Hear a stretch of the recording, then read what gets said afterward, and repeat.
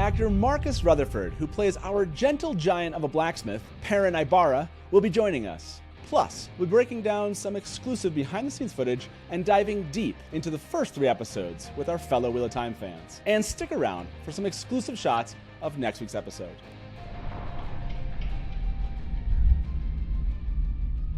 Welcome to the massive first episode of Amazon's official after show, Inside the Wheel of Time. I'm your host and innkeeper, Matt Hatch. Aes Sedai, False Dragons, Trollocs? Let's get inside episode 1. All it took was 2 mysterious strangers, whispers on the wind, and a brutal attack by creatures of the dark to wake up this quaint town of the Two Rivers. There we meet the innkeeper's daughter, Egwene Alvir, our hometown sheepherder, Rand al'Thor, and their 2 friends, the gentle blacksmith, Perrin Aybara, and down on his luck, Mat Cauthon. Under immense pressure, all leave together, but which of these 4 will survive to become the Dragon Reborn? And what of the rest? With the wisdom dragged away and the town destroyed, can we trust Moiraine Sedai and Lan Mondragoran? That's why I'm so glad I have Marcus Rutherford, who plays our Two Rivers blacksmith, Perrin Aybara, to discuss how it all went down. Marcus, thank you for sitting down with us. No worries, man. Of course. It's wicked to kind of be promoting season 1 finally. It's taken a little while to get to this stage, but no, it's really exciting. We're all excited. It's I think I saw today, everyone's like, there'll never be another month in their lifetimes that there wasn't a Wheel of Time TV show. Yeah, man. No, exactly. So tell us, how did it feel to be cast as Perrin Aybara in the Wheel of Time? Yeah, man, it was weird. I was working on a different show actually at the time in the UK, and my agent was like, "Look, there's this big Amazon fantasy series. It's very limited details that we can give at the moment, but I really think you should go for it. There's this sort of quiet, big, sort of gentle giant kind of character that I think you'd be wicked for." And then a couple of weeks later, and a few chemistry reads down, I found out what it was for. I was casting under completely different names. It was like Peter from Twin Mountains, and it was all kinds of different stuff. And slowly you would pick it. I was like, okay, I think I might be cast for this guy. But it was amazing, man. And then obviously I realized how big the community was and how many books had been sold and how there was this community out there already. So it was very, very exciting, man. You talk about him being a gentle giant. Is that your favorite aspect of Perrin, or what are your favorite characteristics of Perrin? That is a side that I do particularly like, but I think there's a patience to him and a very considered thoughtfulness that I really like. In this series as well, there's amazing action and stunts. Usually in fantasy, the big guy's always there, ready to pick up weapons and cause damage. But I think Perrin in particular has a inner monologue where he thinks about what he's doing. And he thinks of all the outcomes, and is this the best solution? And there's a real thoughtfulness there that I think is quite refreshing in fantasy. It's always wicked to see people, pick up weapons and start fighting and doing stuff. But I think to have quite a big guy who's constantly thinking, should we be doing this? I think is quite a modern way to look at particularly warfare or things like that. So I think he's a character that's got a lot to him, I think. In this first episode, there's this tragic accident where Perrin kills his wife. How did this affect you, and how has this kind of informed your performance throughout the season? When I read the first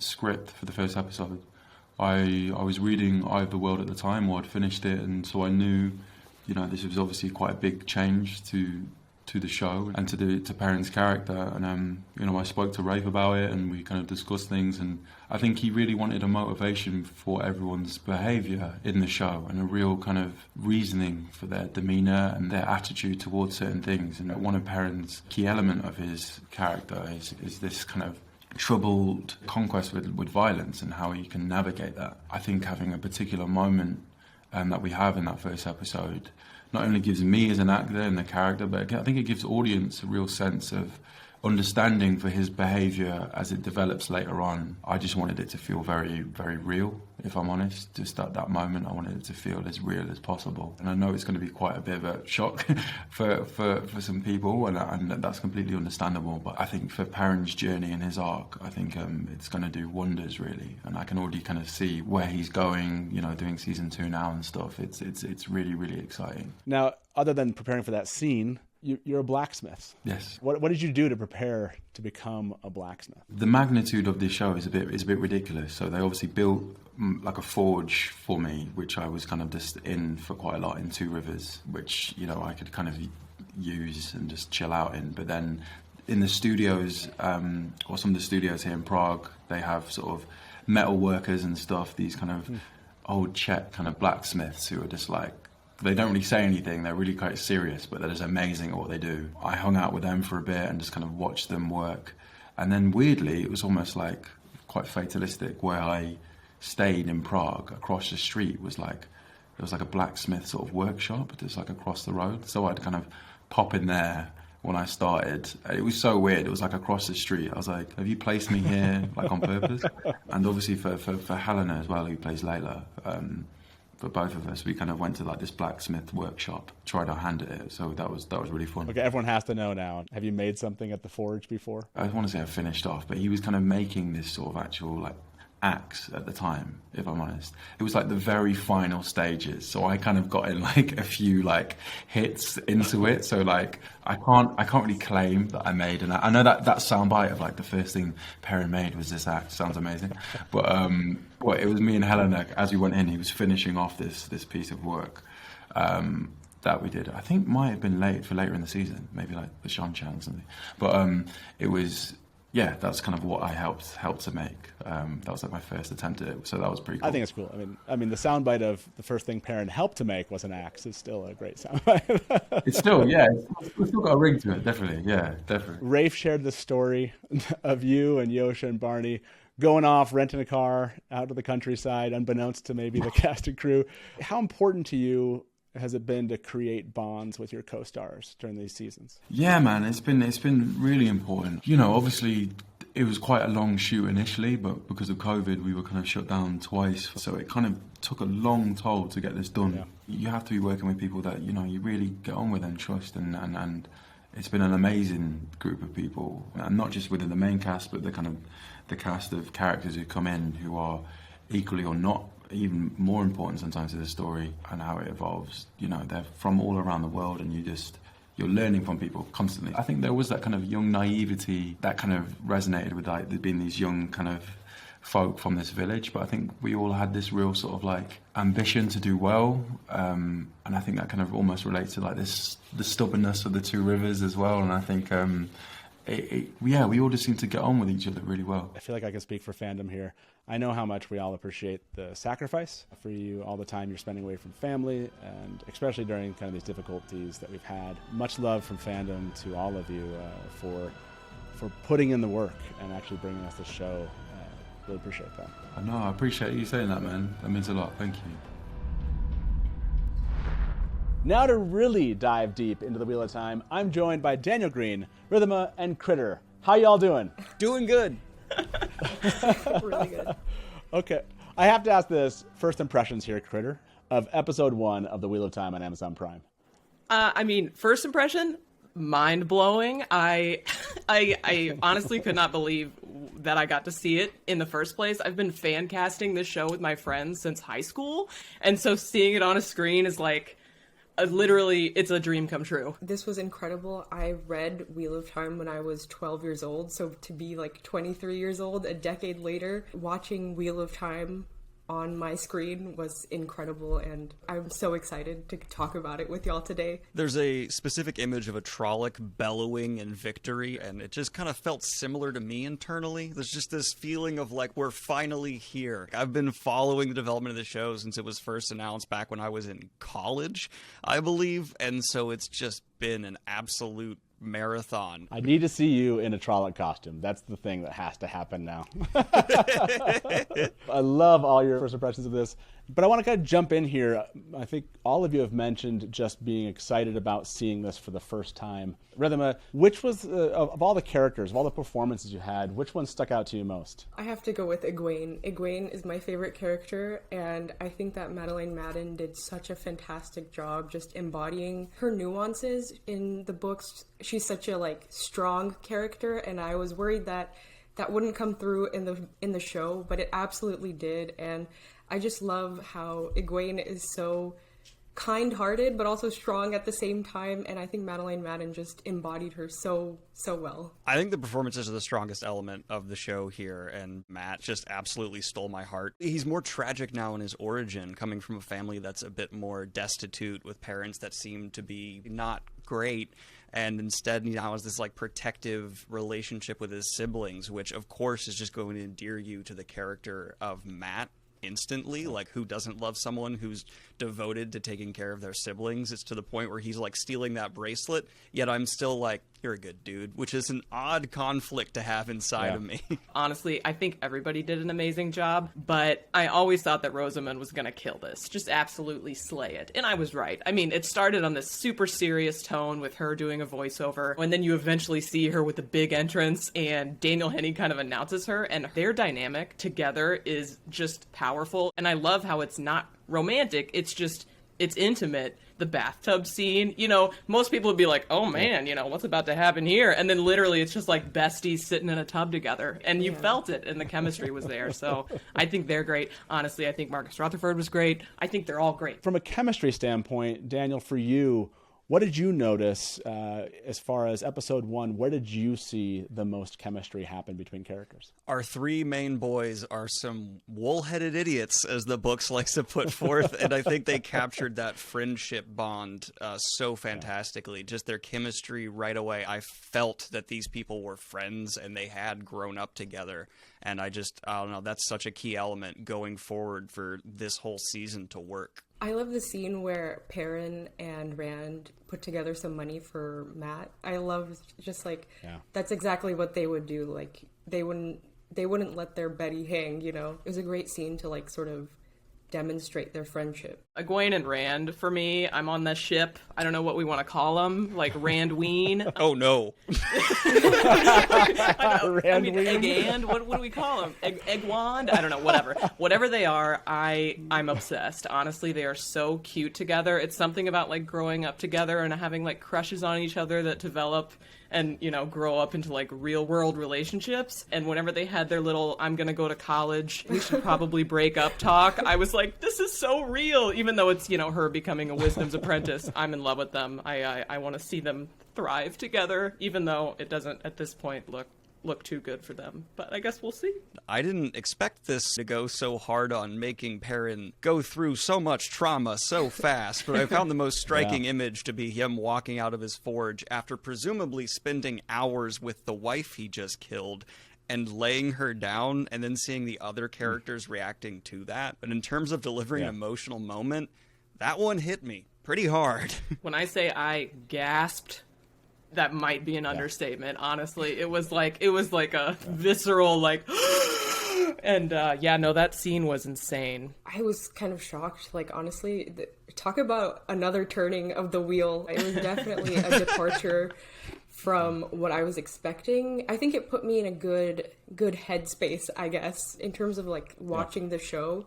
I kind of realized like, okay, so this is gonna be its own thing. It was definitely a huge surprise for sure. I felt for Perrin in that moment, and I can't say I know what he felt like, but I know that sensation of just the overwhelming recognition of consequence. Definitely one of the biggest pieces of this, and it speaks to trauma. And I don't think that we can walk away from that topic. I mean, the destruction and the battle of Winter Night or at Beltane. I want to jump into that here. Critter, for you, Winter Night, were you surprised? Is this what you imagined in your mind? How did the attack go over for you?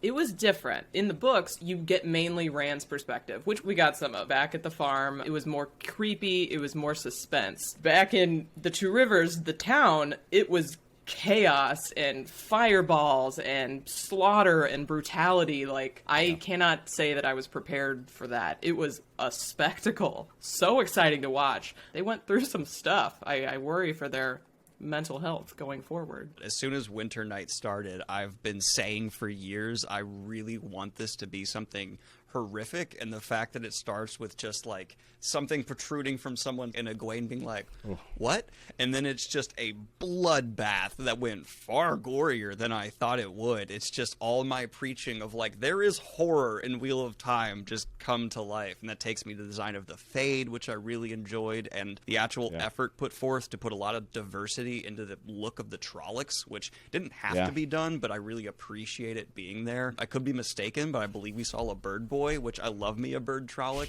Way to go. I knew it was coming, obviously, because I read the books, but I was still, like, surprised and taken aback when Egwene is dancing with Tom and he just gets stabbed in the back, and I was like, whoa, I was fully in, like, the quaint country dance mode, and I was, like, getting into the music, which, by the way, the music in this episode was absolutely fantastic. Shout out Lorne Balfe. I was like, wow, this cute little dance, and then, like, the switch up from, like, the quaint country dance to, like, slasher film, like, definitely took me by surprise. And I think one of my favorite parts of Winternight was that shot of, like, all the women, like, ganging up on a Trolloc, because to me that is, like, Wheel of Time. In essence, is just, like, a bunch of women stabbing a Trolloc and working together. I love that scene. It was definitely traumatic for the characters, but I was having a great time. Critter, when it came to channeling, how did this strike you when it came to actual seeing channeling on screen for the first time? It was beautiful, honestly. It was visually stunning. The fact that we could see the weaves, what was going on around her, you could kind of tell that she was putting something together. You know, it wasn't just like an automatic, like, flick of a wand. All the while, like, Lan can kind of sense what she's thinking. You know, they've got this sense about them where they work so well as a team, and in doing that, they're just like these gorgeous fighters. Honestly, like, it's literally a dance. And I know Rosamund Pike in an interview that she did said that she always thought of channeling as somewhat of a dance because the movements are important to people, and I think she really nailed it. And then all of a sudden there'd be a fireball, you know, which was great. So it was thrilling to see on all the different types of channeling. Honestly, the fireballs were great, but, you know, eventually we see other stuff too, and it's all really great. I mean, it's pretty satisfying to watch a Trolloc get smacked in the face with a boulder. That's just something I've been imagining since I was 11 or 12 and first picked up the Eye of the World. And so seeing that line of Trollocs, like, challenge Moiraine and Lan, and then they're just like, challenge accepted, let's see what we can do. It was pretty great, and it felt very tense. Like, I've read the books, I know how it ends, but it still managed to convey that tension to me of this is Shadowspawn, so there's weight to this fight. Brother, I wanted to ask you about the Two Rivers itself, right? We see this destruction happen, which is really sad because they do a great job of embedding us in the Two Rivers, I think. That's what they did with starting off with the women's ceremony. What stood out to you about this women's ceremony in the Two Rivers? Oh yeah, I got really emotional and overwhelmed. When I first watched that ceremony, the visual of all these women standing behind Egwene as she went through this kind of scary ceremony where she has to jump off a cliff quite literally, and Nynaeve saying to her, to be a woman is to be alone and to never be alone. Like, that just really got to me. You just brought up an amazing quote, Rhythma. Daniel, is there a quote that stuck out to you as you were watching this first episode? For me, probably the most notable quote would be between Matt and Padan Fain, which I really enjoyed the chemistry of those two. They're both acting like scumbags, and just that ending of pleasure doing business with you, or something along those lines from Padan Fain, it really fits Padan Fain's character, and I won't get into any more spoilers, but that's Padan Fain. The one that hit the hardest for me, it was when Lan comes in and he's like, I'm Lan Mandragoran, and this is Moiraine. And I'm just like, oh god, you know, you're just like ready for it. So even though it's not like terribly substantial, it hit. He delivered it perfectly. And then she walks in and it's just like, okay, the story has started. And I love that. Yeah, nothing subtle about it. Nothing. You just walked right in. I love that. When it comes to the end of this episode, what questions are you asking yourself at this point in episode 1?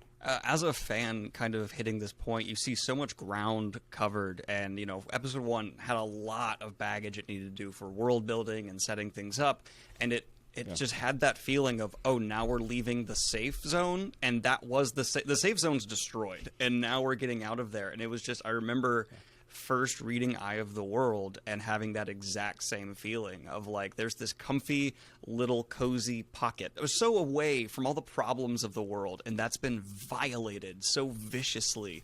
And I think the show captured, I think, one of Robert Jordan's best narrative beats of that book, which is to set up this Shire-esque, really whimsical location and then just destroy that space and throw our protagonists into this world, which we know from the back talk and the stuff going on in the background is a dangerous, villainous place. Critter, are you asking yourself any other questions when it comes to them standing there and Moiraine telling them they have to leave? No, because this is what I'm used to. I'm a fantasy fan. This is the hero's journey. So we've got, Gandalf. We've got Moiraine coming in, yanking our protagonists out of their quintessential little quaint village or whatever. Basically, I'm not asking myself anything. I'm just ready for what's next and excited. Rhythma, who is the Dragon Reborn? Wait a minute.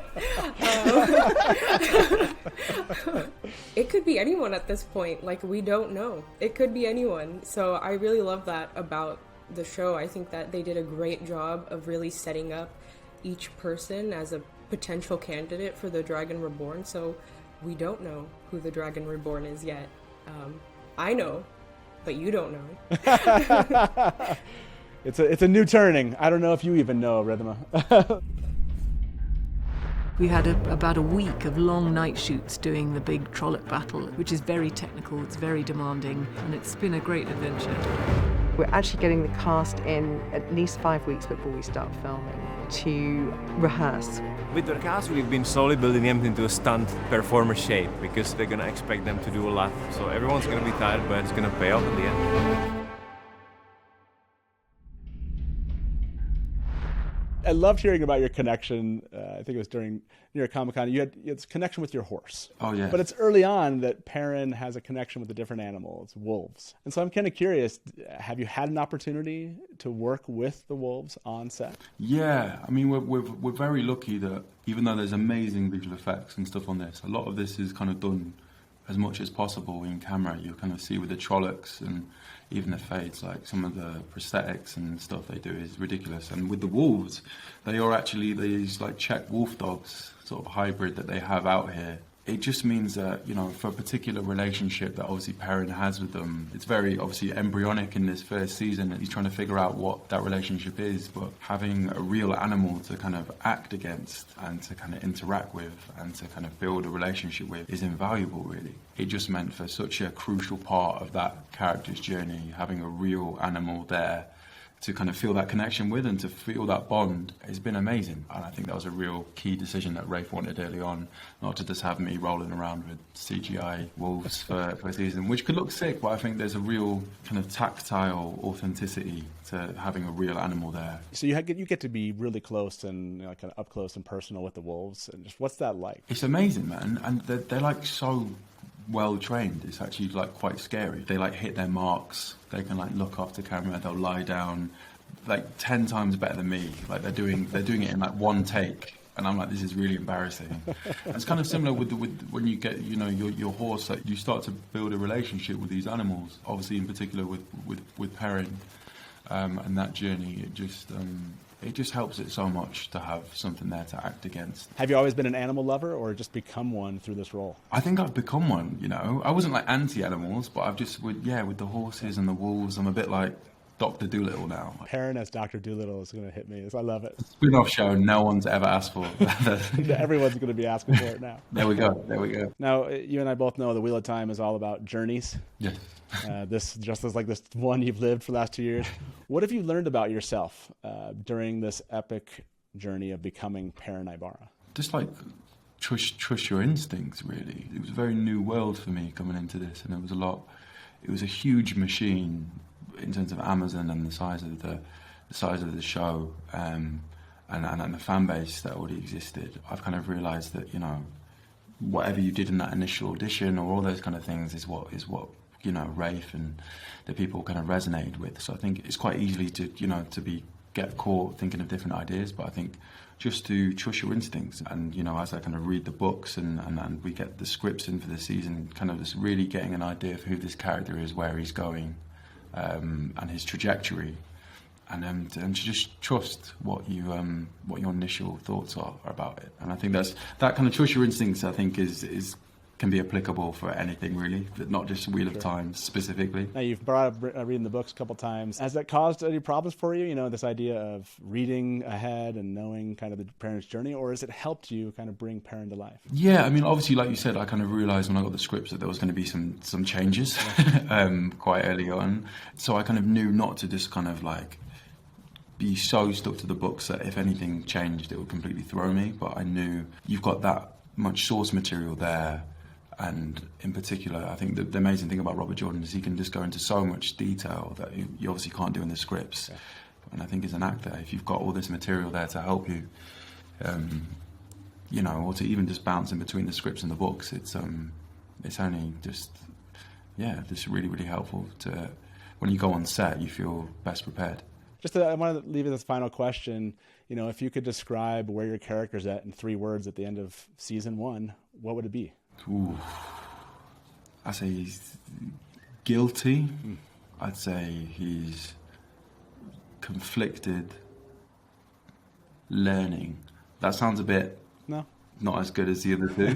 Doesn't have as good ring. Doesn't have a good ring to it. Yeah, I think hopefully there's an element of like naivety that I think washes away from the Two Rivers kids throughout that season as Moiraine drags them into this, you know, hectic world outside their village and Ebon's Field. Then they're constantly learning more about themselves and the world outside and this prophecy that they're, you know, all woven into. Are there any funny stories from the set that you can share with fans? There was, when we wrapped one day, I think we might have gone shut down because of COVID, I can't remember, but Yasha, quite impulsive, quite strong-headed, very Rand-like, just decided to shave his head because he thought, okay, we're finished, I'll shave my head.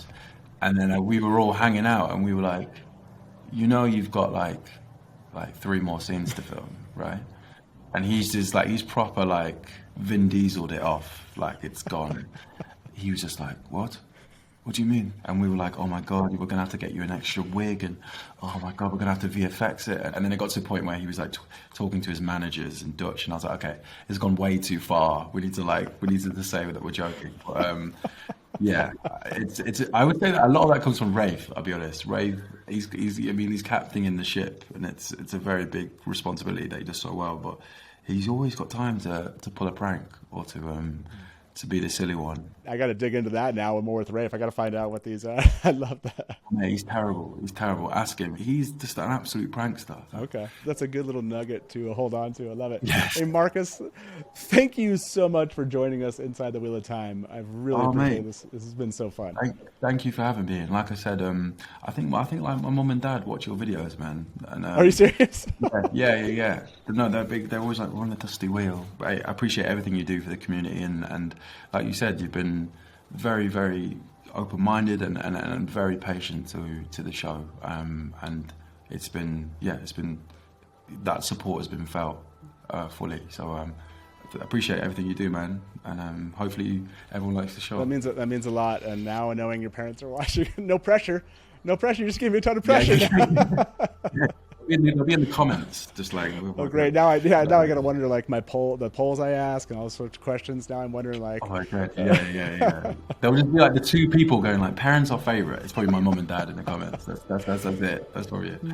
That is the greatest. Thank you very much. Actually, thank you sincerely for sharing that with me. I'm glad that they've found a place among the other fans enjoying talking about the show. It's been my pleasure, honestly, and so has this. So thank you very much for joining. Can't wait till we get to chat again, Marcus. This has been great. No worries, man. Okay. Of course, anytime. Yeah, we'll talk to you soon, for Pleasure. sure. Weep, weep, weep for Manetherin. Let's get inside episode 2.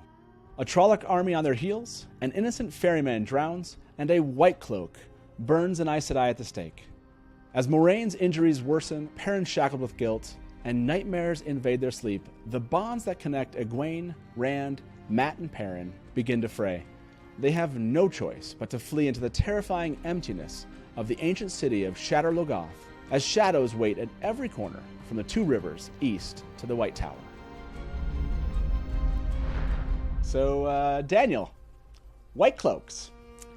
I've wondered for years how they're going to make me hate White Cloaks immediately. They did it. I'm more afraid of them than I am of the Trollocs, because the Trollocs will just kill you. The White Cloaks will get off on how they're killing you and take your jewelry, which is just offensive. Yeah, I was not expecting that one, and what a cold open. That's another scene that's going to stick with me forever. Obviously, we know from the previous episode, from Moiraine just completely decimating Trollocs, that Aes Sedai are incredibly powerful. Having that like kind of juxtaposed with this image of an Aes Sedai being burned at the stake, it made the White Cloaks a lot scarier than seeing like the jingle of the rings at Amon Valda's belt was just like the most haunting sound I've ever heard. Super visceral and just like, scary. He was giddy. He loved it. It was so his favorite thing, and that's so upsetting. I never want to see Valda happy again. Yep. There you go. A note to the Wheel of Time on Amazon Prime. No more happy Valda. Well, I already hated the White Cloaks, and it didn't help one bit. We meet them later in the episode, obviously, and you can kind of see the difference between your normal White Cloaks and your Questioners, and you find out that the Questioners are an extra special brand of crazy, and we haven't seen as much of the other White Cloaks yet, but oh man, how you could eat while a human was burning in front of you is a question that I'll never answer for myself. So yeah, that's where I'm gonna leave that. The White Cloaks are pretty much one of my favorite inventions from Robert Jordan, because we have a series that is so black and white in some ways of the lines between good and evil. I mean, there's literally creatures called Shadow Spawn. Like, that's a pretty hard line, but the White Cloaks act as a very nice blurring, where they are people who believe they're in the right, and we see that in humans in the real world all the time. People who use ideologies to justify atrocious behavior that they want to do guilt-free, and that's, I think, what makes them probably more terrifying than the Shadow Spawn. The Shadow Spawn aren't real. They're not going to be under your bed. Valda could be under your bed. Oh my gosh. This is all disturbing me. I don't know if I'm going to get that thought out of my head anytime soon. Appreciate that. That's great. Speaking of villains here, Critter, what were your thoughts about the army that was following them getting cut off at Terran Ferry? Honestly, when the Murdral or the Fade or the Eyeless or whatever you want to call them sort of swaggered out like to the edge of the water, I was just like, okay, like I see you, but also come at me, you know what I mean? They're already across. And then you saw Moiraine take out the ferry, which ended up killing the ferryman. Like, stakes are high. That scene re-emphasized it, even though obviously last episode we saw an entire town get decimated. They haven't gotten any easier since then. Let's put it that way. Yeah, I mean, you brought up the drowning, I think. Rhythm, I'm kind of curious. As a viewer, do you trust Moiraine in this moment? I don't know. It's definitely very interesting, and I love that scene because it's very reminiscent of like Lord of the Rings. Arwen running away from the Nazgul, it reminded me of that, but then it ends with Moiraine drowning the ferryman, and I think that's like what sets Wheel of Time apart from other fantasy series is like, was Moiraine right to drown the ferryman? I just want to put forth a point. She did not drown the man. He drowned himself. Okay. She set up a situation, and he decided very selfishly that his family needed rescuing. Obviously, Daniel is an Aes Sedai sympathizer. Not a White Cloak. Definitely not a White Cloak. I don't know if I trust Moiraine, but she looked great while she was doing it. Rhythm, I have to ask you then about Egwene, obviously one of your favorite characters. We have this moment where they stop in their journey, and Egwene believes that she's touching the One Power. Did you like this interaction between Moiraine and Egwene, and how did it hit you? She doesn't immediately trust Moiraine. She definitely like has a little bit of pushback where she's like, how do I know that you're not lying to me? And then Moiraine tells her about the Three Oaths, which I thought was a great sort of world building piece just from like the outside looking in. I was like, oh, this is a great way to sort of work in this lore about the Aes Sedai. And it was great to like sort of compare Egwene's interactions with Moiraine with Nynaeve and Moraine's scene earlier in the first episode. Even though Egwene is very much Nynaeve's mentee, she's coming of age and she's kind of changing her minds about things, and realizing that she can channel is kind of opening her eyes to this whole new world that she never knew was a possibility for her. Critter, Rand's night turned out a little bit different. He wakes up coughing. How did the bat scene come out for you here? I mean, horrible. It was not a fun thing to watch. Obviously, once he wakes up in that fashion, you find out that everybody else had a similar dream. It was slightly different because, like, their backs were broken, whereas he literally coughed one up. So, yeah, I didn't love seeing that, but I think it was, again, a good way to tell the story. Their dreams are being infected by the Dark One in some way or another. Yeah. And it's kind of one of those watch and find out what else the Dark One has in store. What blew my mind is he woke up and the bat was there. So I'm like, Did that happen still? I'm kind of like, what's going on? This is terrifying. And the effect, I don't know how much of it was digital, how much of it was practical, but it made me squirm. Like, it looked really real. There is a touching moment when they're traveling together. Matt begins to kind of sing, and this leads into the famous lines, "Weep, weep for Manetheren." Were you surprised by this speech? Did you like how this turned out? I'm going to be honest, in episode 1, I was very disappointed that there's a very iconic scene with Moiraine where she actually tells this story to the Two Rivers people, and I was like, oh, that got cut. Like, I get it. It would be a time-consuming monologue, but I'd love to see it there. So seeing it reincorporated along with this song from the Two Rivers party as it's heading out was nice. I'm more just surprised at how good a voice everyone had. If that was really them singing, I was like, props to y'all. You're coming across real well.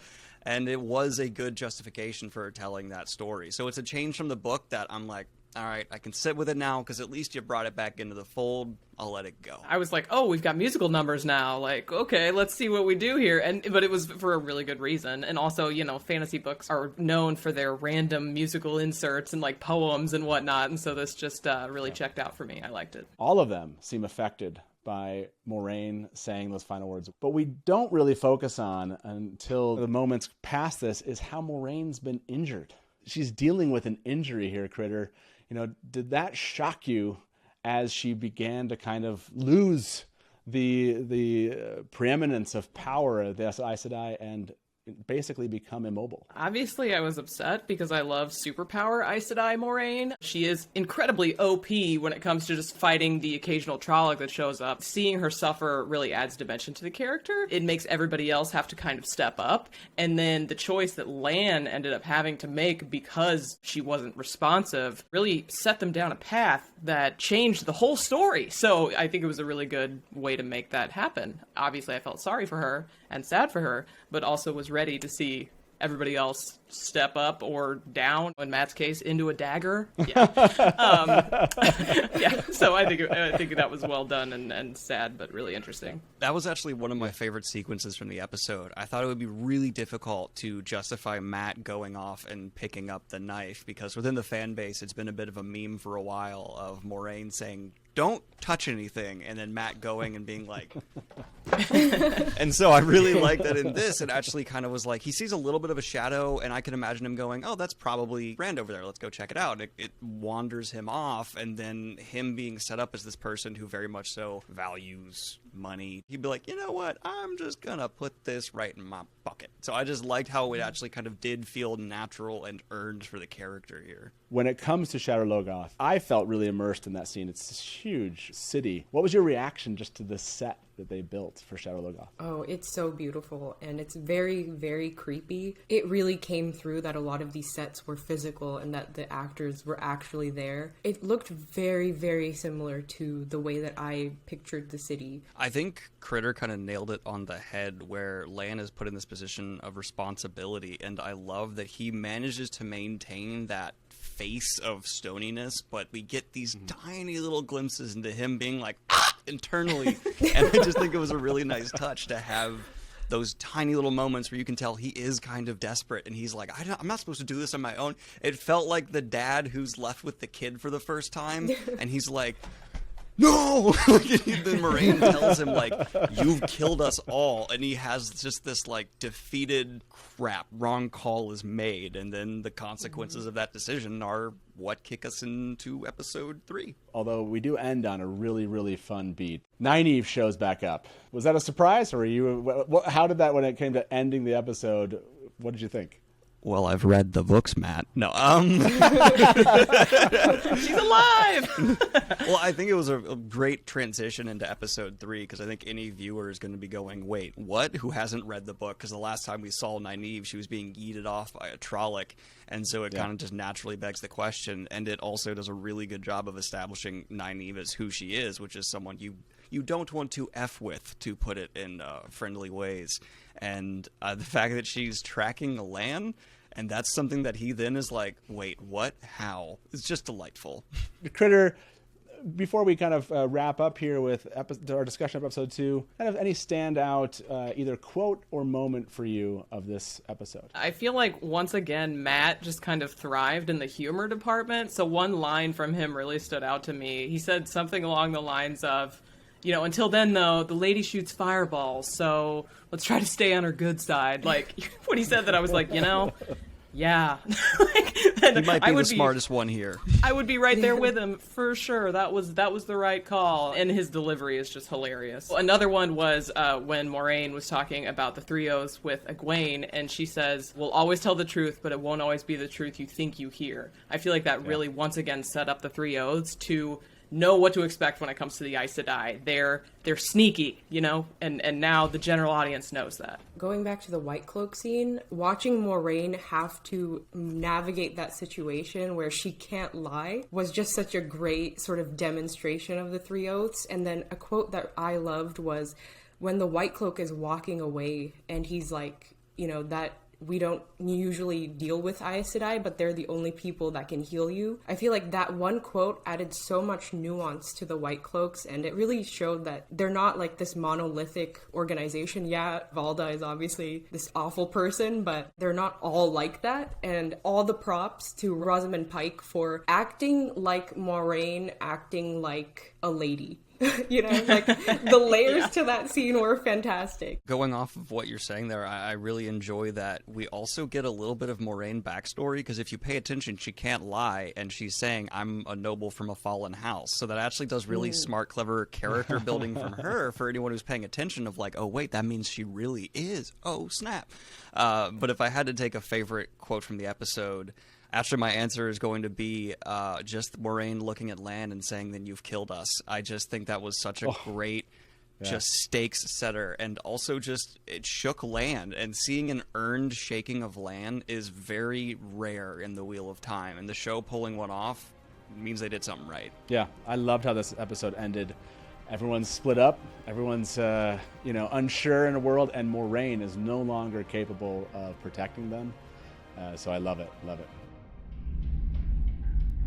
The books, they're something like 14,000 pages in these 14 books. And so when I saw what Rafe did in really just sort of focusing the narrative and highlighting the characters, the story came alive for me in a way that it hadn't, even just reading the books for the first time. To be able to watch episodes back to back and feel like the heart of this book series was alive made me feel like all of these many, many, many sleepless nights have been worthwhile. There's so much more behind-the-scenes content where that came from, so make sure to check it out on X-Ray as you watch The Wheel of Time on Prime Video. To access it, press up on your Fire TV remote or tap your mobile device while watching The Wheel of Time. Nynaeve kills a Trolloc. Let's get inside episode 3. Matt's looking for a way out, and Rand's looking for a way to Egwene. And Tom, a gleeman, takes a liking to these two lads. Plus dark friends, wolves, and Egwene and Perrin find safety among the Tinkers. And the Aes Sedai, have captured the Dragon Reborn? So it turns out Nynaeve wasn't dead. Rhythma, what did you think about that cold open? I was pretty sure that we would see Nynaeve again, but I wasn't quite sure how we would see her again, and I just loved this scene. I think it was great tension, and again, the Trollocs were so scary, and we go back to the pool, which was kind of like the sacred space that Nynaeve said. So for her to run to this space that she feels safe in made a lot of sense, and then obviously just her stabbing a Trolloc in that pool felt right. Very sacred, and very awesome. When this Trolloc bleeds out, it bleeds out into the shape of the Dragon Fang, which was pretty great. It was a nice little touch. That Trolloc basically like infects that pool. I kind of took the pool scene in a different way. Instead of the Trolloc corrupting the pool, it felt like the light prevailed. You know, he like stepped into her territory, this sacred place, and she just dominated him, which is so naive. So yeah, I didn't think he corrupted. I think she used the light or whatever to her benefit and just totally owned. Well, we've somehow glossed over the fact that this starts with a Trolloc going up to an injured Trolloc and being like, hey, Steve, you haven't... Okay, whack. And then just eating his friend, which was so good. I was hoping I wouldn't have to think of that again. I'm here to remind you of the nasty bits. And from there, I just want to say mad props to Zoe Robbins, because the physicality of what she had to go through for just this cold open, from being dragged to sprinting in that dress, which I'm sure is not easy, submerging yourself in the pool, fighting someone in a giant costume, that seems like it would have been a lot. We obviously then jump back to Nynaeve in the moment of holding Lan captive, if you will, at sword points. Critter, did this surprise you when Nynaeve took a stab at Lan? Not at all. Nynaeve is a warrior princess. Honestly, she's like the fiercest character in the entire Wheel of Time. If anybody is going to do that to protect their friends, it's her. So everything that she did in this episode, I basically just thought, yeah, that absolutely tracks. Yeah. And from that to her ultimately trying to take care of Moiraine, it's like, yeah, that also tracks, because she's a caregiver, she's a healer at heart, she's the village wisdom, and there's a reason for that. She's got so many dimensions, you know, she's like an onion, and that's part of the reason that I love her. I love Lan's reaction to it. He was like, you actually tried to kill me. It was one of those classic moments that, again, comes across just perfectly. But one of the other kind of moments that I was excited to see were honestly the adventures of Mat and Rand. The Brayan Spring, I think, is where they end up, and listening to a new character that we're introduced to, Tom, the Gleeman. How excited were you to see him enter the Wheel of Time? This is gonna sound really embarrassing, but I had to like pause, squeal, and walk around a little bit, just like pace around my room, because I was like, oh my god, it's Tom. His voice is so gravelly, and it has this texture to it that I just love, and Tom singing a song is absolutely the way that he should have been introduced. I don't think it's a song that we've heard before in the books, and it has to do with the Dragon Reborn. It was very on theme. So yeah, I think Tom's introduction was fantastically done, and I loved it. I think he was the highlight of this episode for me in every single way. I think his personality was just on point, and his interactions with Mat especially built both of their characters and gave Mat a little bit of redemption as well, which I think he needed at this point. He's riding this line right now of likable and not. I knew they've gotten Tom right the moment where Rand is confronted with this dark friend, and suddenly there's just a knife coming out of her, and we have Tom basically being like, it's a dark friend, come on, let's go. I just really enjoy how his experience and his actual just comfortability with doing what needs to be done in this world contrasts so thoroughly with these two farmers who are just staring at this dark friend, unsure what to do, and then you have this guy who's just like, done. We're moving on. Let's go. It's a whole new type of villain that we haven't seen yet. Getting to see a human who has chosen the side of the bad is entirely something else. It makes it so much more dangerous for them, because you can't just tell when you look at a person whether they're a threat or not.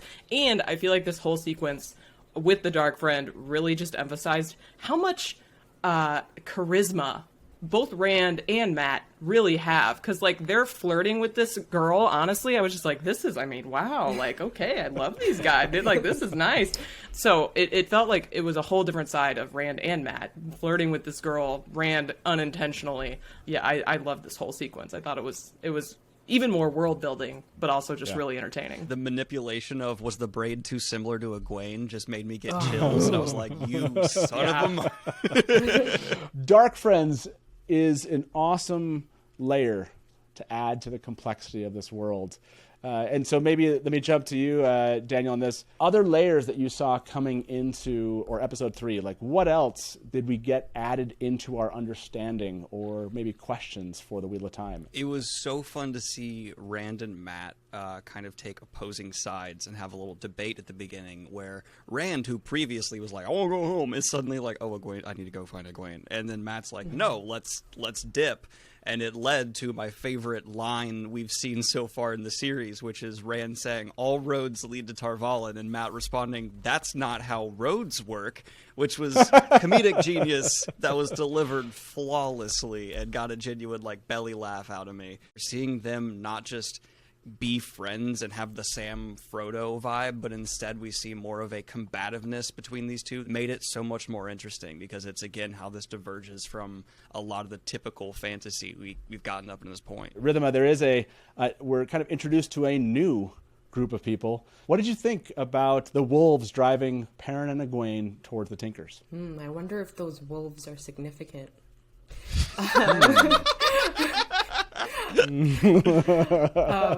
Yeah, I love the Tuatha. Even in the books, I love them as like their whole concept, this idea of the way of the leaf. And I think that Maria Doyle Kennedy did a fantastic job of portraying this woman who is picking peace and nonviolence in the face of, in a world where it's incredibly violent and we've seen a lot of just horrible stuff.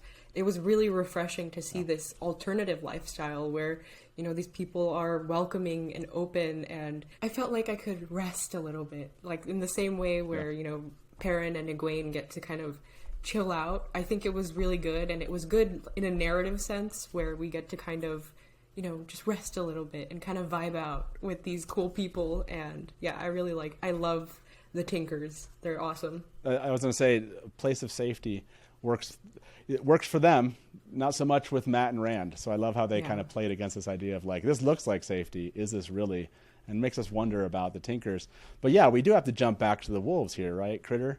Like, in the end of the day, what do you think as a viewer right now, episode 3, the wolves? Is this a positive, negative? You know, what's going on with the wolves? I mean, so far only positive, right? We've got a wolf that comes up and licks Perrin, really nice. Yeah, we've got the wolves steering them to the Tinkers, which was obviously really nice. And even in episode 1, if I'm remembering right, they talk about the wolves sort of like coming down from the mountains a little bit, and so there's a lot of stuff going on with the wolves, and so far so good. You know, I kind of like the wolves at this point, and I'm assuming we'll see more from them as the season continues. I think that's a good guess. I think I have to go back to Daniel and Tom. What are you hoping for at this point as a viewer about Tom? We know that he's now killed this dark friend. You know, what is next for Tom and Matt and Rand in your mind?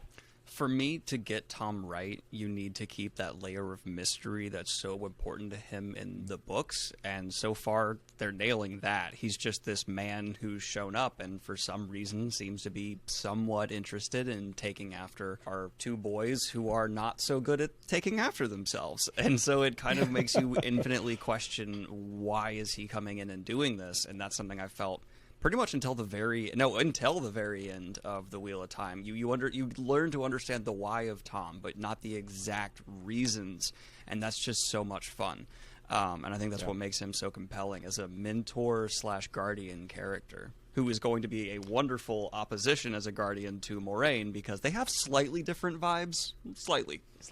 Motivations. That's a great question for me to come out of episode 3. Like, we've now been introduced to so many villains, potential villains, you know, so many groups, if you will, animals, you know, that appear to have motivations. You know, there's so many questions that come out of this. Critter, what is a question that you are left with at the end of episode 3, just as a viewer, about where this is going? When do they get back together? You know, they seem so scattered right now, and obviously they all seem like they're landing on, we're going to end up in one place, and we're just kind of waiting for that to happen, and excited but also nervous, because you've seen Rand, you know, he wants to get back with Egwene, but then he's also always skeptical about Moiraine, and those two apparently go together these days. And Matt obviously wanting to go back home, but then needing to follow Tom and making that like spur of the moment decision. It's all roads lead to Tar Valon, so here we are. I guess we'll see that happen in the next episode, perhaps. Matt's like, that's not how roads work. I know. At this point, it feels like everyone's kind of diverging in their storyline, and I'm curious to see, like, how is this going to play out? And we have a lot of different, like, the conflict seems to be even more complex in this episode with, like, even within the group, we're starting to have, like, you know, characters going against each other.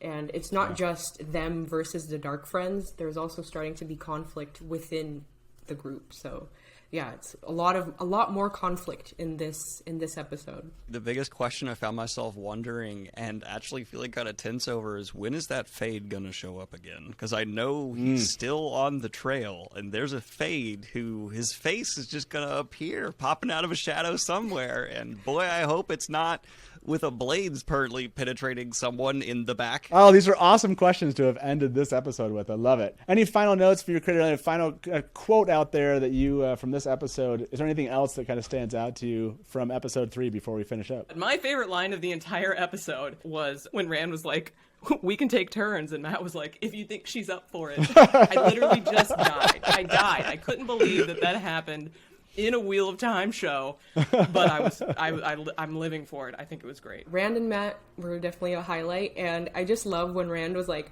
"We're not together." Like, that made me, I love that they went there. I love that they went there, and it was great. My immediate thought was, why not? No. Have you thought about it, though?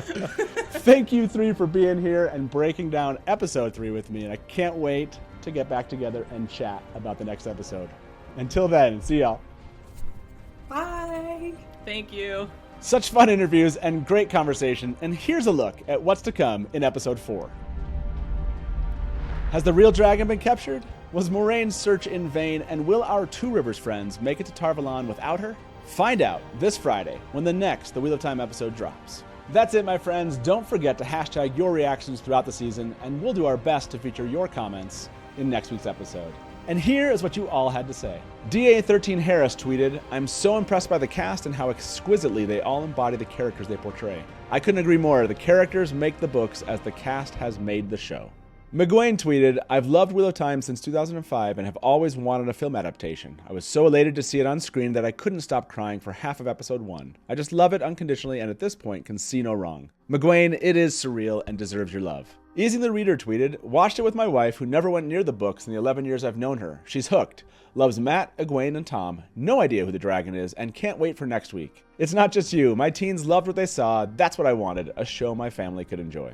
Red Hand Bard tweeted, "I'm starting a rewatch soon, but I can't stop thinking about this. The characters all feel as if they leapt off the page. I'm stunned at how alive the actors made them feel." I agree 100%. Fans, let us know who you think has leapt off the page and stunned you the most. And on that note, a huge thank you to our special guest tonight. We can't wait to dive deep into episode 4. Oh, what an age it is to be a Wheel of Time fan, and this has been a beginning I will never forget. I'm your host and innkeeper, Matt Hatch. Thank you for joining us inside the Wheel of Time.